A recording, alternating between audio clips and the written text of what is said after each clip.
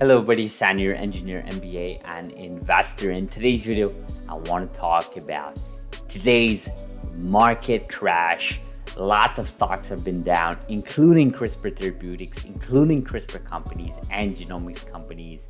And we sort of have this news from Bluebird Bio from the FDA that I want to talk about in this video. So let's jump right into it. So Crispr Therapeutics today down 13%, closing the day 13.32%. That is the lowest decline day. So basically the worst day of the company since October 2020. So that's pretty bad. And it's basically what's happening in the markets, guys. You can see NTLA down 8%, Netflix down 7%. Caribou down 26.5%, which is mind-boggling. Obviously, a reference to the data. That's just crazy, right? Vertex down just 3%. Teladoc down almost 10%. ARK Invest ETF down. RKK down 8.8%, which is crazy, guys. That's an ETF, right? It's just, it's just mind-boggling, right? Amazon down 5.45% and Pacific Bio down 6%. So lots of companies are down today. It's literally a market crash. This is what happened, guys, in a market crash. I've actually mentioned this in the past, but in a market crash, what's going to happen is lots of people that sort of came during the pandemic, especially since late 2020, I think are getting weeded out from the markets. I think the investors, basically the weak investors, are being weeded out from these markets because what's happening is they're selling and they're basically not looking back, or they're trying to bottom the market. But you guys know timing the market, it's not the name of the game for maybe 90+% of the people in these markets, including myself. I don't day trade. I don't try to time the market. I'm going to dollar cost average over time. May not be monthly, may not be even every 2-3 months, but you can bet that every year I put a significant fund in the market, whether that's buying specific stocks in the CRISPR landscape or genomics as a whole, or of course the tech stocks, which obviously I'm a big fan of, considering my background of engineering, software engineering specifically, and so on. So lots of action in the markets, but we sort of have another news that sort of, I think we sort of, had this morning. And basically, Seeking Alpha here posted, CRISPR falls 12% most since 2020, has rival wins FDA backing for beta thalassemia drug, right? So basically what is happening is that the FDA has unanimously endorsed a gene therapy candidate developed by Bluebird Bio for beta thalassemia, right? So again,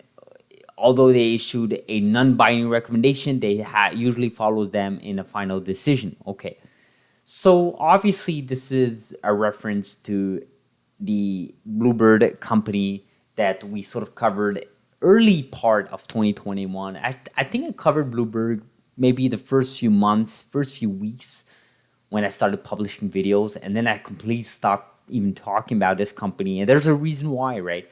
First of all, they're not in the CRISPR landscape. Second of all, they're doing something that is well below the technology of what CRISPR can bring on the table, right? It's almost like if you were to compare a 50-mile range EV car compared to like a 300-mile range EV car. What's the point of even talking about a 50-mile range EV car unless the cost of it would be significantly lower? In this case, it is not significantly lower, right? It's absolutely stupid to be paying the same, if not more, for a therapy that is literally less efficient and more expensive potentially, and basically had negative data. Actually, one of their patients had cancer. Now, obviously, they sort of found out it wasn't due to the therapy, but nonetheless, the data is, to me, I don't really have the same level of confidence of the CRISPR technology. But like I've said, genome editing will have $1.1 trillion market cap as a whole in 2026, potentially, as predicted by ARK Invest, and 90% of it is predicted to be CRISPR. The remaining 10% could be companies like Bluebird, who knows. But clearly here the FDA approved a 13-0 unanimously recommending the benefits with beta cell to outweigh the risk. So basically beta cell, which is the program they have to treat beta thalassemia specifically, has gotten a unanimous support from the FDA. And because of that, this company's stock was up 71%, I think, throughout the day today. And there are some rumors that that is the reason why Crispr was down that much. So my notes here, first of all, is, and as I've covered this in the past, is even if Bluebird's biotherapy was to be approved, it still wouldn't cover a fraction of the available patients with beta thalassemia. Second of all, the misconception is if you treat all of the beta thalassemia patients today, that you're never going to have any more beta thalassemia patients, right? That is completely false. As a reminder, this is not editing out your germline, right? So you're basically people that have genetics that lead to these types of disease, and if they end up having kids, then the likelihood for their kids to have one of these genetics disease, or at least carry those genetic information, is very high, right? So just keep that in mind, right? Just keep that in mind. This is not affecting the germline of humans, right? So that means that you're always going to have these patients. And to the point where we start editing germline of humans, I don't expect that to be happening anytime soon, like not even before, like in the next 10 to 15 years. And by then, what is the market opportunity, right? What is the total addressable market for just beta thalassemia, right? So that alone sort of rivals against the thesis that this company should be down because the Bluebird got support from the FDA. That is completely false. I think that's not, I mean, it may be because of it, but in reality, Wall Street is totally disconnected from science.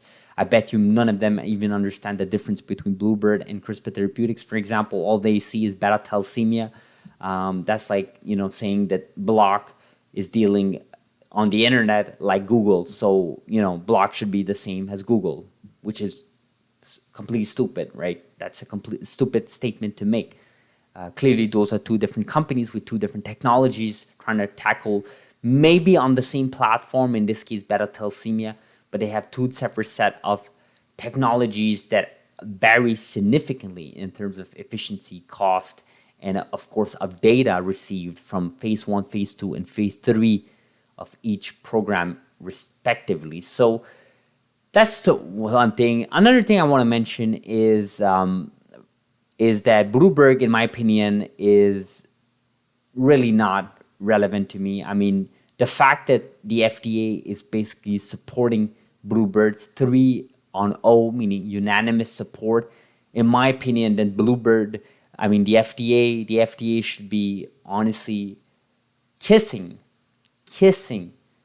individuals in Crispr Therapeutics and Vertex for their hexacell, formerly known as CTX001 program. I mean, if they're going to support the Bluebird program, which I know and I've mentioned in the past the issues behind it with their technology not being scalable and not being as efficient, if they're going to support this program, then the FDA should be in the doorsteps of Crispr Therapeutics and Vertex trying to approve hexacell or CTX001, right? Because not only we're treating beta thalassemia, but we're treating sickle cell disease, and we have data that is vastly superior. But it is what it is. That's what's going on in the markets today, guys. Let me know in the comments below what you guys think about the market crash, about what's going on with Bluebird and the FDA, and potentially the FDA now looking at this space a lot seriously than they were in the past, and whether or not they should be at the doorsteps of hexacell. Thanks so much for watching. Like this video if you found value, subscribe if you're not, and I'll see you guys in the next video. Thank you.